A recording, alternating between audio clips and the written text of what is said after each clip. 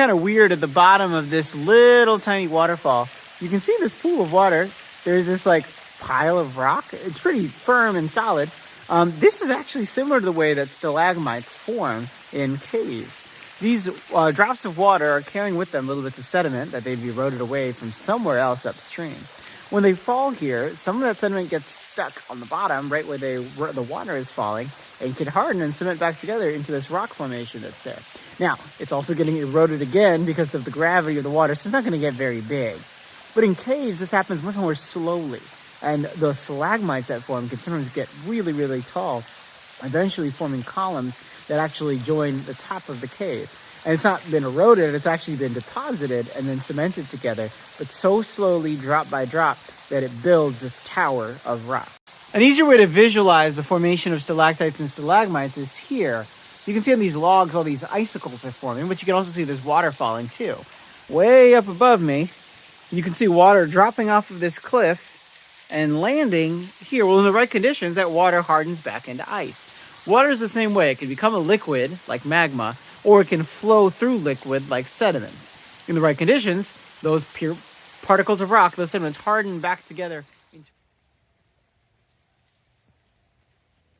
Take a look at this waterfall behind me. As you can tell by the temperature right now, it's cold enough that water is freezing, including the ice on my mustache.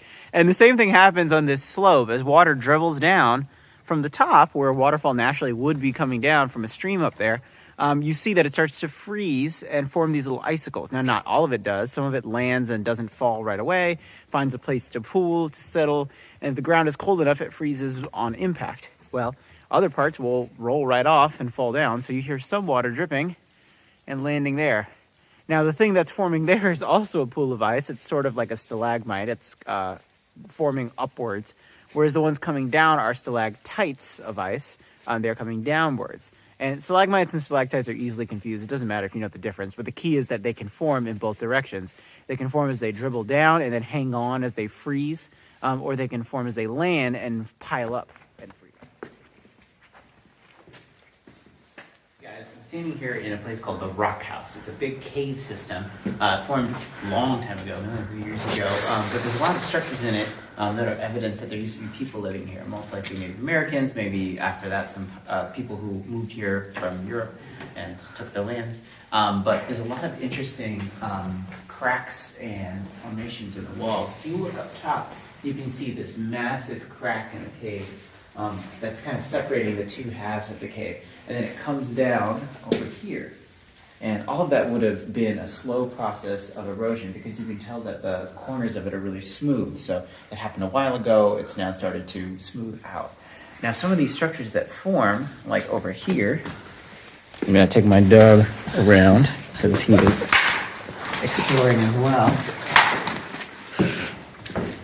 You can see this little divot here. Now, this is naturally formed, but people would have used this sort of as an oven because you can heat this area and then the heat will get trapped in the same way that an oven would, almost on all sides.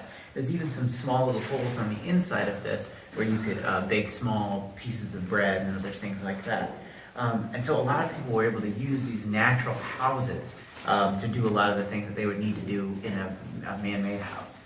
So a lot of times geologists have to work together with other types of scientists, archaeologists who study old artifacts, paleontologists who are looking at fossils, and biologists who are looking at animals. And a lot of archaeologists love caves because they don't really lose a lot of the evidence of life that used to be there. You can see in these walls, there's all of these carvings that are there. Some of them are probably really recent, but then some of them we know have been dated to be much, much older. Native American carvings, some pioneer carvings. You also have these holes in the rock, and again, some of them are natural, completely natural.